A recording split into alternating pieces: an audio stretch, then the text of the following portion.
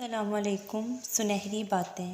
آج میں آپ کو بتانے لگی ہوں کہ کن چیزوں کی وجہ سے گھر میں غربت آتی ہے اور ان چیزوں پر ہم غور نہیں کرتے اور نظر انداز کر دیتے ہیں، جس کی وجہ سے ہمارا رزق بھی تنگ ہوتا ہے اور ہمیں لاحق پریشانیاں آتی ہیں۔ ان چیزوں کی وجہ سے گھر سے تقریباً برکت اٹھ جاتی ہے، جیسے کہ نہانے والی جگہ پیشاب کرنا، ٹوٹی ہوئی کنگھی سے کنگھا کرنا، بائیں پیر سے پجامہ پہننا، گھر سے مکڑی کے جالوں کو صاف نہ کرنا، ٹوٹے ہوئے برتن میں کھانا کھانا یا پانی پینا، گھر میں کچرا رکھنا، بسم اللہ پڑھے بغیر کھانا کھانا، اندھیرے میں کھانا کھانا،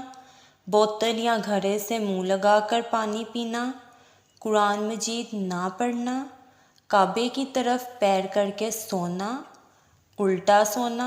جمعے کے دن کپڑے دھونا، شام کے وقت جھاڑو لگانا، اذان کے وقت سونا، رات کے برتن دھوئے بغیر سو جانا، ہاتھ دھوئے بغیر کھانا کھانا، گھر میں گالی گلوچ کرنا، جوتا یا چپل الٹا دیکھ کر بھی سیدھا نہ کرنا، پھٹے ہوئے کپڑے پہننا، صبح سورج نکلنے تک سونا، رشتہ داروں سے بدسلوکی کرنا، مہمان کے آنے پر ناراض ہونا یا منہ بنانا،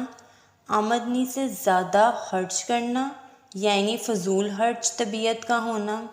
دانت سے ناخن کاٹنا، بیت الخلاء میں باتیں کرنا، اذان کے وقت بولنا، سوالی کو خالی ہاتھ واپس لوٹا دینا اور بیت الخلاء کا دروازہ کھلا رکھنا۔ یہ بہت امپورٹنٹ چیز ہے جو سب سے لاسٹ ہے۔ اگر واش روم اٹیچ ہے یا گھر میں کسی بھی جگہ پر ہے تو بیت الخلاء کا استعمال کرنے کے بعد کوشش کیا کریں کہ اس کا دروازہ بند رکھا کریں استعمال کے بعد، کیونکہ وہاں سے بھی نحوستیں آپ کے کمرے یا گھر میں داخل ہوتی ہیں۔ اسی کے ساتھ مجھے دعاؤں میں یاد رکھیے گا۔ میری ویڈیو کو لائک کریں، چینل کو سبسکرائب کریں۔ جزاک اللہ۔